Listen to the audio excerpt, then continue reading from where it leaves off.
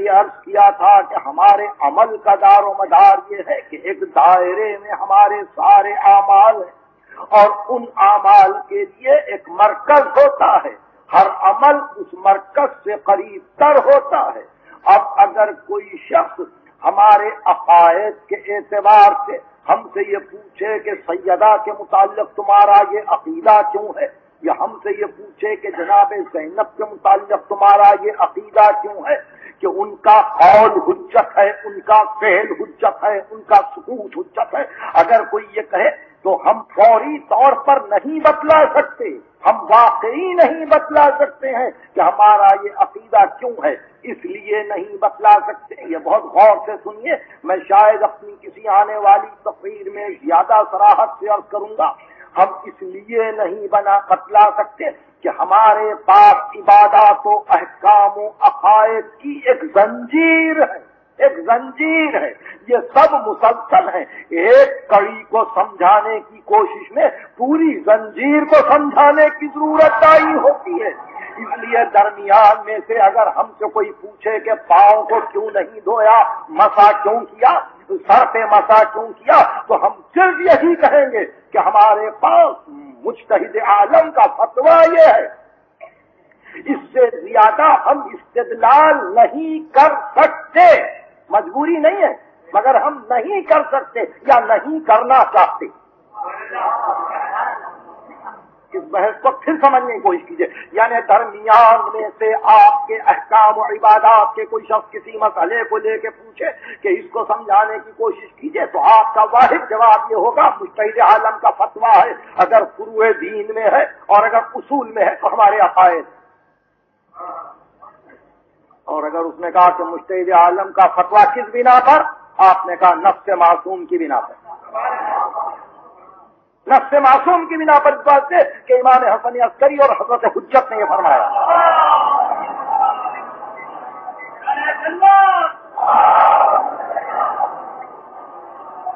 آپ نے فرمایا من کانا فی محبینا صائنا لنفسہ حافظا لدینہ مطیعا لامر مولا مخالفا للہوا فللعوام ان یقلدوہ۔ اب میرے دوستوں میں سے جو کوئی دین کا محافظ ہو اور امر الہی کی صیانت کرنے والا ہو، دیانت کے ساتھ احکام کو سمجھنے والا ہو، اللہ کے حکم کا اطاعت گزار ہو، اپنے ہوا و ہوس کی مخالفت کرنے والا ہو، تو عوام کے لیے لازم ہے کہ اس کی تقلید کریں۔ ہمارے پاس تقلید اس لیے نہیں ہے کہ مجتہد کہہ رہا ہے میری تقلید کرو، ہمارے پاس تقلید اس لیے ہے کہ معصوم کہتا ہے کہ جس کو اس منزل کمال پر پاؤ تقلید کرو۔ تو ہم سے آپ نے مسئلہ پوچھا، ہم نے کہا فتویٰ، آپ نے کہا فتویٰ کیسا، ہم نے کہا مجتہد عالم کا فتویٰ، آپ نے کہا مجتہد عالم کیا چیز ہے، ہم نے کہا نفس معصوم، آپ نے کہا نفس کیا چیز ہے، ہم نے کہا معصوم کی طرف سے حجت کا آ جانا، آپ نے پوچھا معصوم کیا ہے۔ اب سلسلہ یہاں تک پہنچا تو اس طرح سے آپ مختلف نقاط سے ہوتے ہوئے دائرے تک آئے۔ معصوم وہ ہے جو کاشف مرضی الہ ہو، معصوم وہ ہے جو مرضی پروردگار کو کشف کرے، مطلب ہے کہ یہ ہے اللہ کی مرضی۔ تو معصوم وہ ہے جو کاشف مرضی معبود ہو، مجتہد عالم وہ ہے جو کاشف مرضی معصوم ہو۔ اس طرح سے ہمارے اعمال مسلسل ہو جاتے ہیں مرکز تک۔ اب انہوں نے کہا کہ معصوم بن گیا کیسے؟ ہم نے پھر کہا کہ معصوم بنتا ہے نفس رسول سے، نفس رسول سے۔ اگر رسول فرما دے، رسول کی نفس موجود ہو تو وہ سلسلہ عصمت ہے، اس لیے کہ یہ مرکز ہے اس دائرے کے لیے جہاں سے اعمال ہمارے آگے بڑھتے ہیں، منشعب ہوتے ہیں۔ تو اس منزل پر جب نبی یا معصوم مرکز بن جاتا ہے